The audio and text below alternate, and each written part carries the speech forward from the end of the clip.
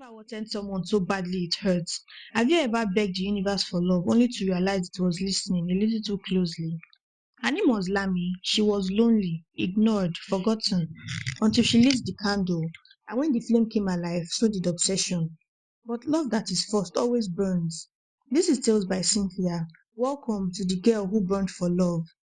Lami had a heart that bruised easily. She was the kind of girl who loved too quickly, too deeply, and was always alone. In the university, her name was barely remembered. The quiet one, the girl who didn't go out, the one who wrote love poems no one ever read. But she watched. She watched other girls get chosen, watched laughter bloom between couples, watched people walk past her like she was invisible. Until the day she met Mama Fadeke. It was a narrow alley market in Mushin, the kind you only stumble into by accident. Lami had followed a stray cat through a rusted gate and found herself in a courtyard of strange stalls, selling bones, beads, perfumes that whispered in tongues.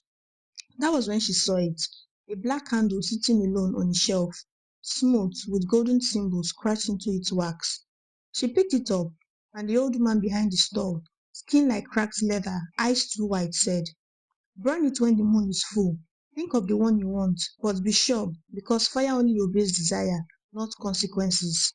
Lami bought it with the last 1,000 naira in her wallet. She didn't even know the one she was.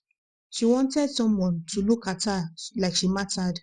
The next full moon, Lami lit the candle.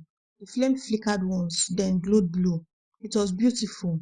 She laughed. It felt silly, like one of those fake TikTok rituals. Until the next day, that's when Chuk started staring at her. He was tall, fine, popular, the type that never noticed her until now. At first, it was cute, sweet. He brought her food, helped her carry books, called her my muse. Then it turned strange. He began waiting outside her hostel, calling 17 times a day, staring at anyone who even looked her way, whispering, "I can't breathe without you." Lami started feeling hurt, burning under her skin. At night, she'd sweat until bedsheets were soaked. Her mirror fogged, even when there were no heat. And the candle, oh God, it was still burning. Slowly, but it never went out. She tried to blow it out. It flared back up. She tried to throw it away. It reappeared on her desk the next morning. Jokes got worse. He began crying in the middle of class, carving her name into his arms with a pen. One day he beat a classmate who said hi to her. She begged him to stop. "I don't understand," he sobbed. "You lit the fire. Why don't you want me now?" Lami's world started unraveling. She returned to the alley, but the store was gone. No Mama Fadeke, no candles, no way back. That night, Lami dreamed of flames licking her body and a voice saying, "Desire is fire and fire needs to feed." She woke up with the burn marks on her arms. Before we dive into this thrilling story, kindly do me a quick favor and hit that subscribe button if you are new here to join our growing family of story lovers. Your support keeps the fire burning and the stories coming. Now back to the ninth name.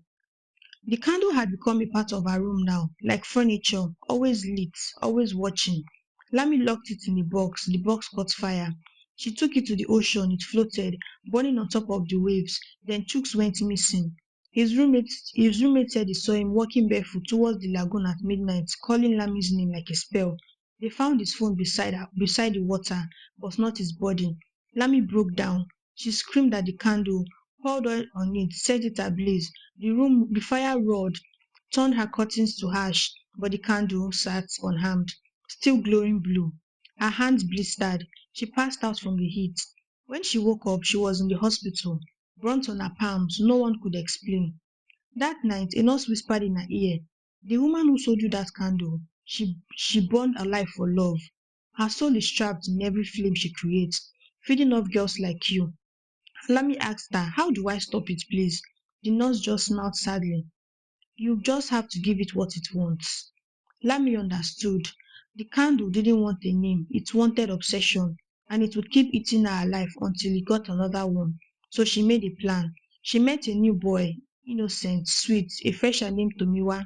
She smiled at him, let him fall for her, let the candle glow a little brighter, and then she kissed him. The next day, the candle melted into a pool of black wax.